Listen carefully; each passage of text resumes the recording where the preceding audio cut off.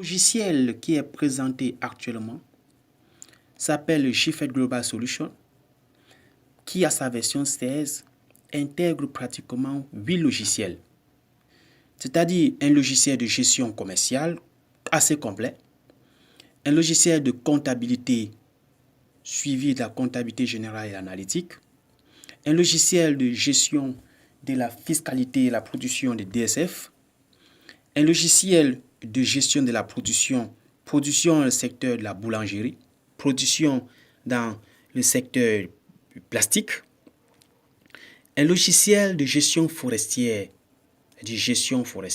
transformation du bois, production du bois débité, transformation en contreplaqué, gestion des parcs, la gestion de la relation client GFET CRM, qui gère la relation client.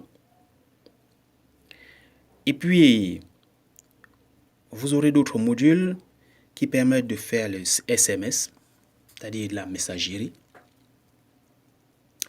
Dans GFET Global Solution, comme vous pouvez l'entendre, vous ne manquez de rien. Tous les modules de gestion d'une entreprise de A à Z s'y trouvent. Nous allons commencer notre présentation par le module de gestion commerciale. Comme partout ailleurs, la connexion au logiciel passe par l'introduction d'un mot de passe. Vous vous connectez et vous êtes sur la fenêtre principale. Vous avez les menus fichiers, administration, opération, fonctions avancées, état statistique.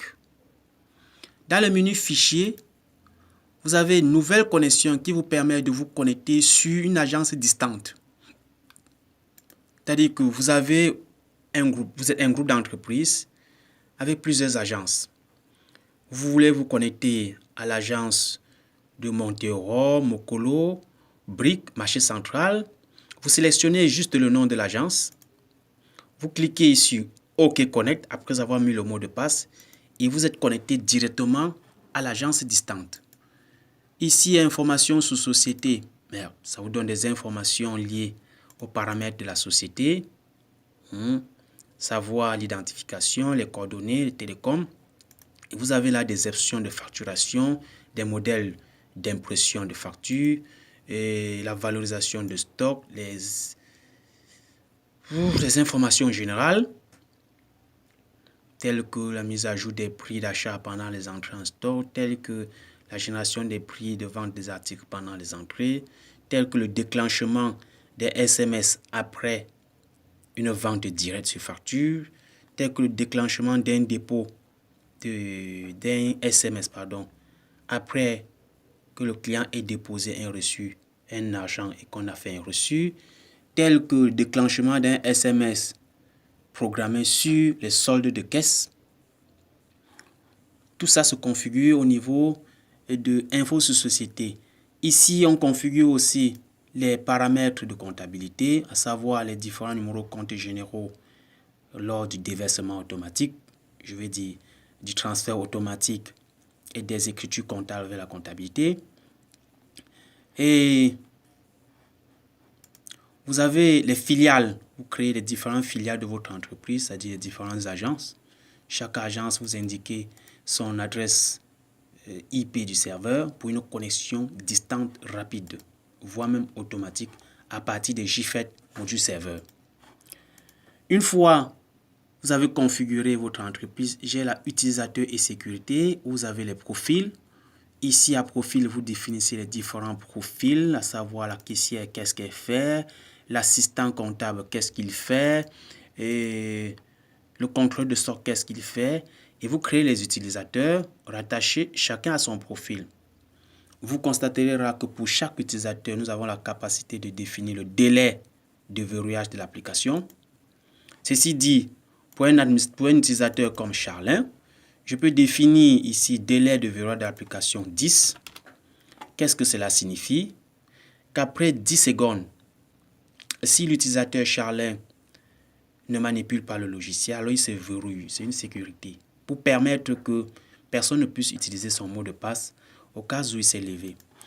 Nous avons ici toujours dans utilisateur et sécurité, nous allons voir la gestion des mots de passe, oui, c'est normal. Mais tout en dessous, nous avons le droit pour vendeur.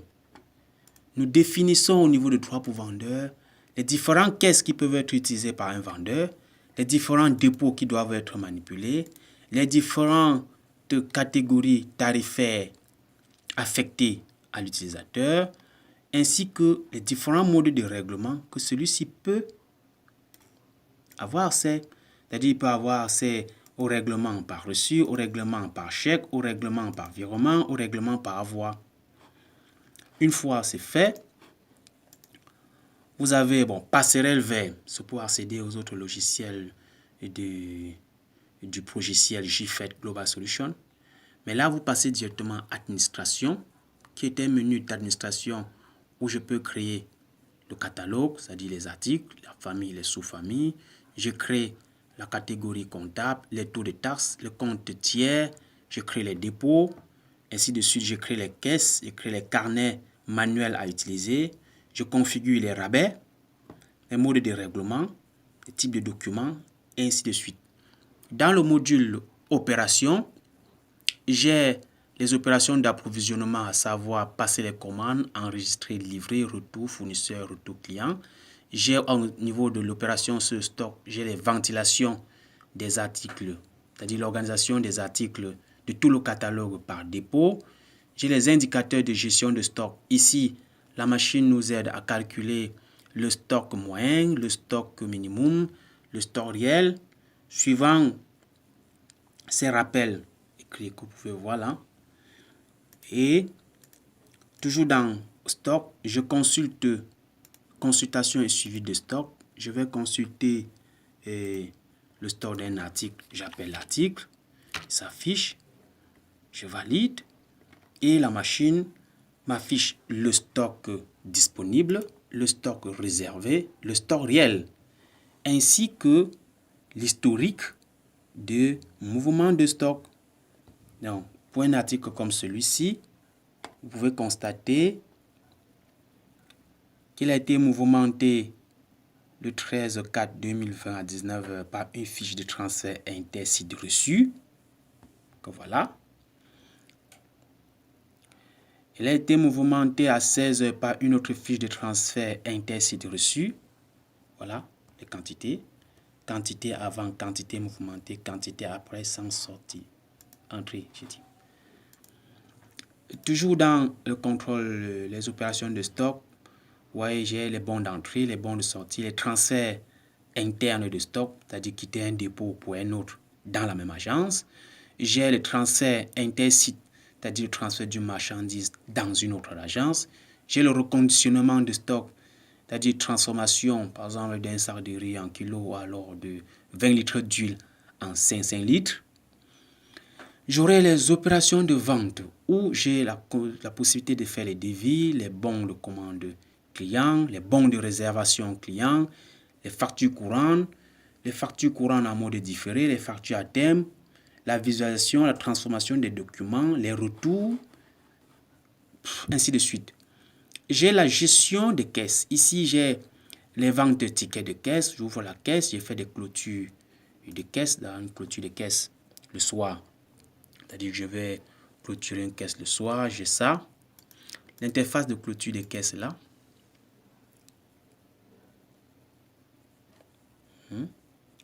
Ça me présente la date d'ouverture et l'heure, la date de fermeture et les entrées en espèces qui ont été faites, les sorties en espèces, le nombre de factures effectuées, le nombre de BL, le nombre de factures annulées, le nombre de transferts effectués et le nombre de reçus et chèques effectués pendant cette période, le montant attendu. Il saisit ici le montant reçu. Là, ça dégage la différence. Vous voyez, il met tous les détails là. Et ici, j'ai le journal des opérations de la journée où je vais avoir tous les documents manipulés pendant la journée dans tout le réseau. Si j'imprime l'arrêt caisse, j'ai un document comme celui-ci où j'ai le récapitulatif de toutes les ventes de la journée. Voilà. Voilà. Voilà. récapitulatif de toutes les ventes de la journée. Bon, c'est là, je passe à l'inventaire. Alors, dans l'inventaire, vous voyez, vous avez la fiche d'inventaire, la saisie d'inventaire, la validation des corrections d'inventaire. La fiche d'inventaire que voilà nous permet d'établir la fiche qui nous servira d'aller compter le stock. Nous pouvons faire une fiche pour un article, nous pouvons faire une fiche pour une sous-famille, nous pouvons faire une fiche pour une famille. Vraiment, nous pouvons faire une fiche en spécifiant à la machine de prendre les 50 premiers articles les plus mouvementés. Là, je mets là 50. Et la machine me trie les 50 premiers articles les plus mouvementés sur une période pour constituer une fiche d'inventaire. Après le comptage, je viens saisir l'inventaire et je valide. En bas là, j'ai les reçus et règlements. Je fais les reçus avance sur achat marchandises, les reçus chèque dépôt, les reçus clients, fournisseurs. Je peux visualiser, je peux faire un avis d'écriture de correction. Je peux faire un lettrage de facture. Au niveau de la gestion des apports sorties caisse, je crée les différents motifs d'encaissement et de décaissement. Voilà. C'est-à-dire achat de pièces de véhicules. Je peux dépenser de l'argent en faisant l'achat du matériel informatique. Je peux y rattacher ici le compte général qui sera débité ou crédité en comptabilité en fonction du sens. Une fois que tous les motifs sont créés, comment se passent les dépenses?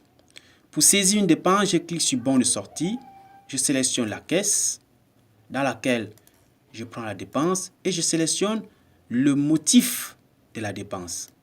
Voilà tous les motifs: achat de pièces détachées, à compte de salaire, association, cercle, ainsi de suite, assurance d'un véhicule. Je sélectionne, je mets le montant et le logiciel traite et m'affiche un bon de sortie qui diminue automatiquement l'argent dans votre caisse le soir lors de la clôture. Les opérations d'approvisionnement caisse permettent de ravitailler votre caisse par un motif, bien sûr. Vous pouvez avoir des motifs approvisionnement PDG, autres services vendus qui approvisionnent votre caisse. Alors, dans opération, nous avons parcouru tous les modules. Là, vous avez le menu fonction avancée, où j'ai la gestion de la production. J'ai le pricing, j'ai la fiscalité, j'ai la comptabilité. Ça vous donne accès directement au logiciel de comptabilité, bien évidemment. Mais j'ai une mini comptabilité ici, mini comptabilité, qui vous permet de parcourir des opérations quotidiennes de comptabilité, à savoir le plan comptable, plan analytique, section analytique, plan tiers, les taxes des codes de journaux, l'importation des écritures, ça c'est en cas de vérification, ou la saisie des écritures si vous voulez le passer manuellement. J'ai aussi ici le transfert, la gestion des transferts automatiques. Alors ce module permet de faire quoi en fait? Lorsque vous avez plusieurs agences, ça ne sert à rien de créer un article. Vous avez un nouvel article, vous créez ça dans toutes les agences. Non, ça augmente le risque d'erreur. Le module ici permet, vous créez un article à l'agence principale, vous sélectionnez l'article créé et vous cliquez sur transfert.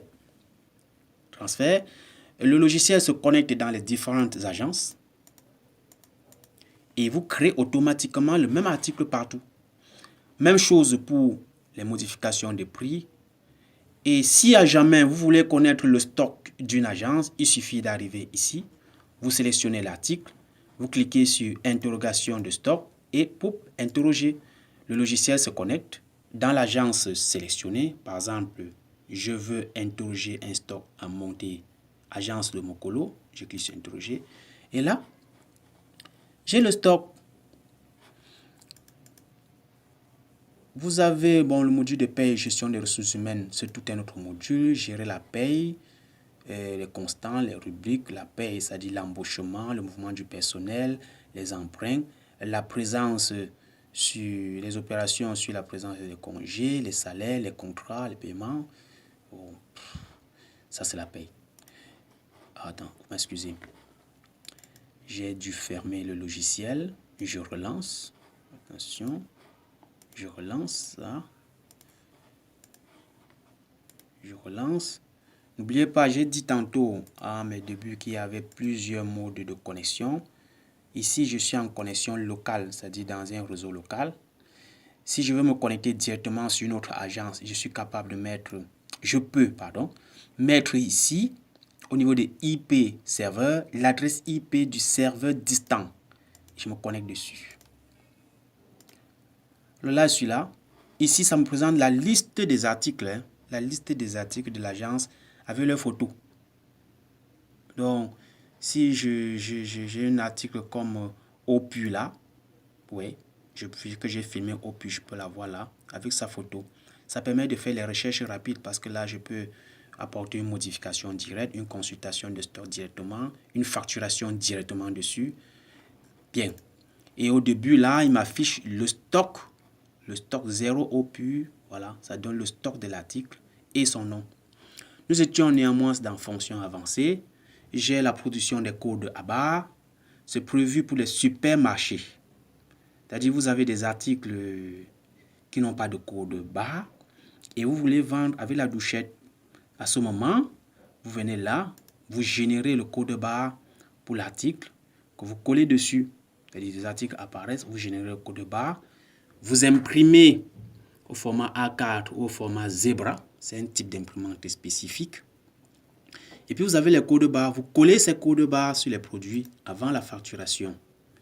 Et pour faire une facturation en supermarché avec code barre, c'est simple. Vous venez dans Info sur établissement. Je vais dire sur Société. Là, vous avez Options. Et dans Options, vous avez Facturation. Vous allez voir Intégrer code barre. Il suffit de cocher. Intégrer code abrégé si vous voulez imprimer, facturer avec des codes abrégés. Réimprimer les documents. Non. Intégrer lors de la facturation la recherche par référence d'origine. Vous pouvez cocher aussi. Mais le code barre, dès qu'il est coché là, vous avez la possibilité de facturer avec une douchette. Autre chose dans la facturation supermarché que JFed Global Solutions intègre, c'est la gestion des, des afficheurs. Alors, j'ai là configuré par poste. Je peux pour un poste indiquer des options ici et demander à JFed Global Solutions d'intégrer l'afficheur client. Je coche là et j'indique le numéro de port. Je peux demander d'intégrer l'ouverture automatique d'un tiroir et j'indique le numéro du port. Une fois c'est fait, si vous branchez un afficheur sur votre ordinateur, toutefois, pendant la facturation, on verra afficher le client qui n'est pas derrière votre ordinateur pour voir ce que vous facturez, verra comment les articles qu'il achète sont en train d'être facturés ainsi que les prix. Bien. Alors, toujours dans les fonctions avancées, pour une société qui fait la gestion commerciale, après les codes barres, j'ai la gestion du budget. Le budget permet de faire des prévisions. Je peux faire des prévisions d'avril, de février, de mai, de mars, ainsi de suite. Lorsque j'ai fait ces prévisions, alors, vente de marchandises mois de mai, le mois d'avril, je prévois 25 millions. Vente de marchandises, je prévois 40 millions. Ça sont des prévisions. Les prévisions sont faites, les prévisions de dépenses, les prévisions de charges, les prévisions en termes de produits, d'entrée, prévisions de carburant. Mais pourquoi les prévisions? En fait, dans une entreprise, vous avez un contrôleur de gestion. Le contrôleur de gestion, en début du mois, vous fait un état de prévision. Alors, ces prévisions-là, au lieu d'être faites sur Excel et nous causer des petits problèmes de suivi, on les fait dans le module de gestion de budget et de planification de JFed. Et au fur et à mesure que des opérations sont passées en comptabilité, vous pouvez observer dans cet état la progression du budget. Nous avions prévu 40 millions, nous sommes à 22, donc 56%. Nous avons la progression du budget. là, progression des budgets de charges, ainsi de suite. Donc, vous avez la possibilité de définir tous les postes budgétaires, tous les postes budgétaires, et rattacher à chaque poste budgétaire le numéro de compte général imputé ou des comptes généraux, parce qu'il peut prendre 2 ou 3, voire plusieurs comptes généraux. Et dans ce budget, il y a quelque chose de spécifique que JFED présente, c'est la simulation des prévisions. Là, je souhaite faire des prévisions du mois dans les prévisions sur les achats de la région. Alors, comment est-ce que JFED m'aide à le faire? JFED dit, je sélectionne les points connus, janvier, les voilà. Je sélectionne le point de février, c'est ça. Je sélectionne le point de mars, là. Je sélectionne environ 3 points. Et à partir de là, je clique sur le bouton Calcul prévision. En fonction de la méthode des points extrêmes, des moindres carrés et la méthode des points moyens, JFED me donne automatiquement la prévision du mois en cours, c'est-à-dire du 4e mois, pour le cas de 3 points, bien sûr. Donc, ici, donc, prend fin la présentation des grands points du module fonction avancée. Et dans état statistique, donc, vous verrez les états concernant les tiers, concernant les ventes, concernant les stocks, concernant les reçus, concernant le chiffre d'affaires et les marges, vraiment concernant la production, concernant les appros et un tableau de bord. Merci pour votre attention. Pour plus de détails sur l'utilisation des différents modules, bien vouloir se référer à notre page Facebook ou notre lien YouTube. Bonsoir à tout le monde.